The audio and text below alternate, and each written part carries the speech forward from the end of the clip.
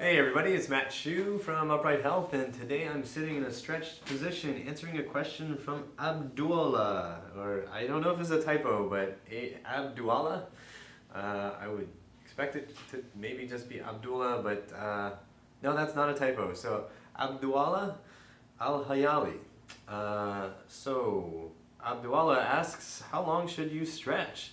I know everyone says 30 seconds to a minute, but is there a reason for it? Would it harm if I stretch for 10 minutes straight? I know a prolonged stretch will cause muscle adaptation to that position and possibly muscle weakness. Any thoughts?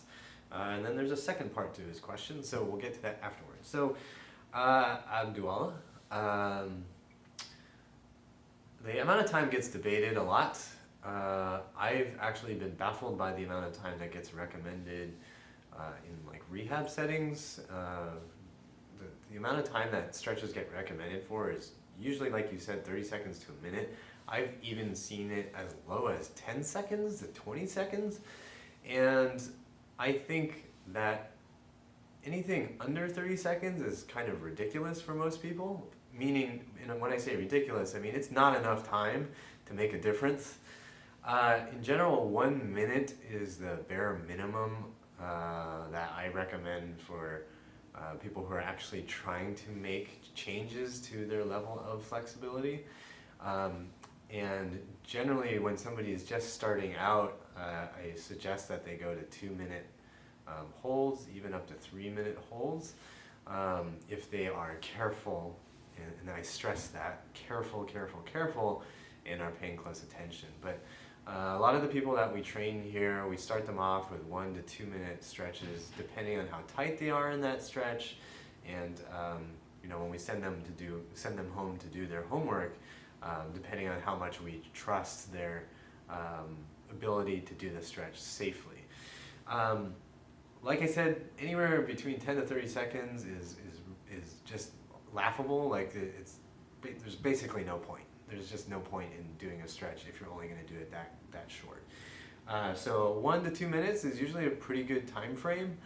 Will it kill you to do a 10-minute stretch? No, it's not going to kill you. Your leg will probably not fall off. Will it be difficult for you to move afterwards? Yeah, almost definitely. So I've been actually in this position now for, including the time since I've hit this, and also including the time that I did a bad take on this video, I've already been stretching this set of muscles out for about 4 to 5 minutes. At this point, since you've been watching me, it's been about 2.5 minutes. So what's happening is I'm definitely feeling these muscles relax quite a bit, and I'm enjoying it.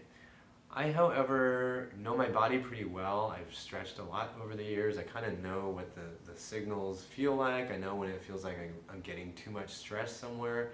And I'm also comfortable kind of pushing certain limits for myself. I also know that I don't really want to feel stuff directly in the joint, so I need to be mindful of that while I'm talking to you right now. When you're holding a stretch for a super long time, you have to pay attention. This is not a situation where you can just be lazy and just kind of like, oh, I'm just going to hang out and watch Game of Thrones. You actually need to pay attention, maybe put on some music, but be aware of what you're doing. 10-minute stretches, not generally recommended, but if for some reason you want to do that, just be super careful. I think generally the longest holds I will do when I'm feeling particularly motivated and just want to really stretch something out, I'll do holds as long as like 6 minutes. I'll usually have set a timer that goes at 2-minute intervals, and I just kind of get into the groove, and we'll go a couple rounds, 2 minutes. There have been maybe a couple times in my life where I've maybe done a 10-minute hold, but usually when you do it for something like 6 minutes and above, it's pretty uncomfortable getting out of. So at this point, I've already done this for about 6 minutes, and what's uncomfortable is right here.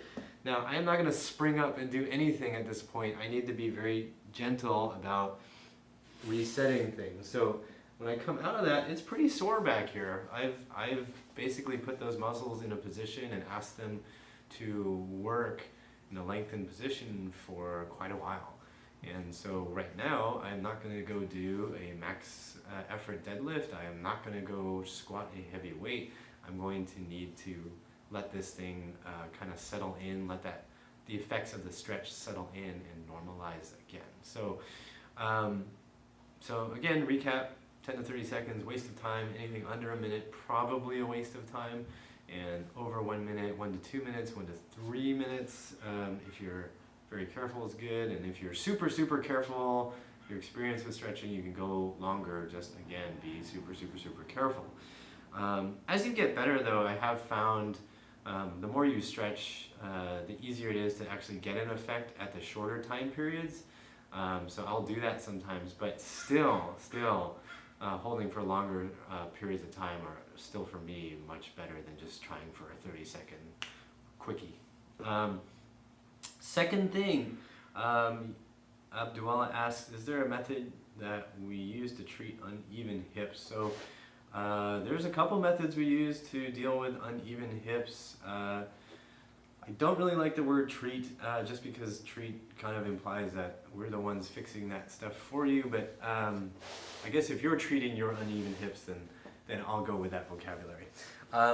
For uneven hips, there are things that we do. You want to be thinking about what's uneven about your hips, and what's weak and what's tight, and look at what's going on there. Is something weak and tight? Is something strong and tight? And basically adjust your strategies based on what you find on each side.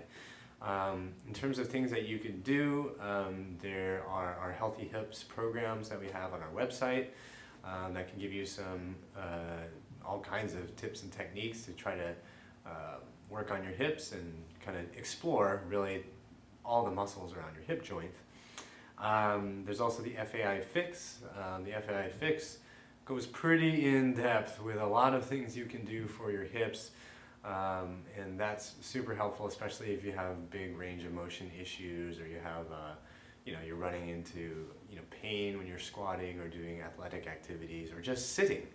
So the FAI Fix is probably the most in-depth thing that we have going there. Hips 1 and 2 can be very, very helpful as a first kind of exploration into what's going on with your hips. So hopefully those programs will be helpful for you. If I went into everything in those in those programs in this video would take up all of YouTube. So check those out. Abdullah, thanks for your question. I hope you got some ideas that are helpful for you, and I hope you remember that pain sucks. Life shouldn't.